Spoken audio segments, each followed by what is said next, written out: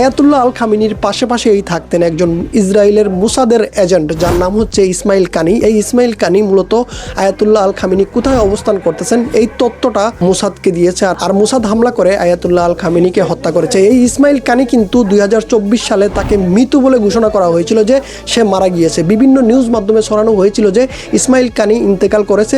হিজবুল্লাহর যেই প্রধান নাসিরুল্লাহ 2024 সালে ইসরায়েলের অ্যাটাকে মারা যান, ঠিক ওই সময় তিনি ওখানে অবস্থান করছিলেন। ধারণা করা হচ্ছিল ইসমাইল কানি ওই হামলায়, ইসরায়েলের ওই হামলায় নাসিরুল্লাহর সাথে তিনিও মৃত্যুবরণ করেছিলেন, কিন্তু পরবর্তীতে দেখা যায় যে তিনি জীবিত হয়ে ফিরে আসছেন। কিভাবে সম্ভব? এইখানে ধরা হচ্ছে যে ওই নাসিরুল্লাহর মৃত্যুর কারণটাও এই ইসমাইল কানি। হাসান নাসিরুল্লাহ কোথায় অবস্থান করতেছেন এটা শুধুমাত্র ইসমাইল কানি জানতেন। এছাড়া ওই হামলায় যারা মৃত্যুবরণ করেছে তারাও এই তথ্যটা জানতেন যে তারা কোথায় অবস্থান করতেছেন।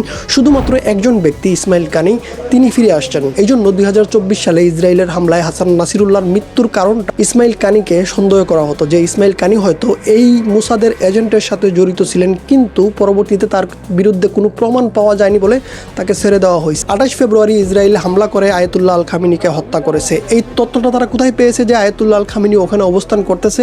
মূলত এই তথ্যটাও ইসমাইল কানি প্রচার করেছে। আয়াতুল্লাহ আল খামিনি যখন মিটিং করতেছিলেন, ওই হামলায় কিন্তু সবাই, আয়াতুল্লাহ আল খামিনির পাশে যারা ছিল সবাই ইন্তেকাল করছে, শুধুমাত্র ইসমাইল কানি তিনি বেঁচে আছেন, তিনি জীবিত আছেন। কিভাবে? মূলত হামলার কয়েক মিনিট আগে ইসমাইল কানি তিনি ওখান থেকে চলে যান। ওই মিটিংয়ে যারা ছিলেন সবাই ইন্তেকাল করছে, শুধুমাত্র ইসমাইল কানি বেঁচে ফিরছেন। ওই মিটিংয়ে 2024 সালে যখন হিজবুল্লাহর প্রধান হাসান নাসিরুল্লাহর পাশে কিন্তু ইসমাইল কানিও ছিলেন, ওই হামলায় কিন্তু সবাই মারা গেছে, ইসমাইল কানি বেঁচে ফিরছেন। এই হামলায় আমরা দেখতে পারলাম 2026 সালের 28 ফেব্রুয়ারি যে হামলাটা হয়েছে, আয়াতুল্লাহ আল খামিনি সহ ওইখানে মিটিংয়ে যারা ছিলেন সবাই ইন্তেকাল করছে, শুধুমাত্র ইসমাইল কানি একাই বেঁচে ফিরছে। হ্যাঁ, অবশ্যই তাকে ওইখানকার পুলিশ গ্রেফতার করছে, তাকে জিজ্ঞাসাবাদ করা হচ্ছে যে আসলেই সে কি মুসাদের সাথে জড়িত আছে কিনা, মুসাদের এজেন্ট হিসেবে কাজ করতেছে কিনা, এটা এখনও জিজ্ঞাসাবাদ করা হচ্ছে। তবে ইরান থেকে কোনো তথ্য বা ইসমাইল কানি কি আসলেই মুসাদের এজেন্ট ছিল কিনা এই সম্পর্কে কোনো তথ্য কিন্তু এখনও বেরিয়ে আসতেছে না। তবে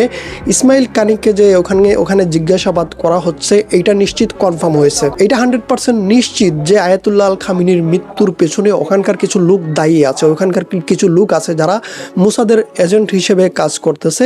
যে একজন হতে পারে, দুইজন হতে পারে, 10 জন হতে পারে, বা এর চেয়েও বেশি লোক আছে যারা মুসাদের এজেন্ট হিসেবে কাজ করতেছে। এর মধ্যে সবচেয়ে বেশি সন্দেহ হচ্ছে ইসমাইল কানির উপর, কারণ দুইটা হামলা থেকে তিনি বেঁচে ফিরছেন, এই জন্য তাকে বেশি সন্দেহ করা হচ্ছে। যদি তাকে ধরা যায়, যদি তার মুখ থেকে কথা বের করা যায়, তবেই বাকি যারা ইসরায়েলের মুসাদের এজেন্ট হয়ে কাজ করতেছে তাদের মুখোশও উন্মোচন করা হবে, যদি তার মুখ থেকে তথ্য বের করা সম্ভব হয়।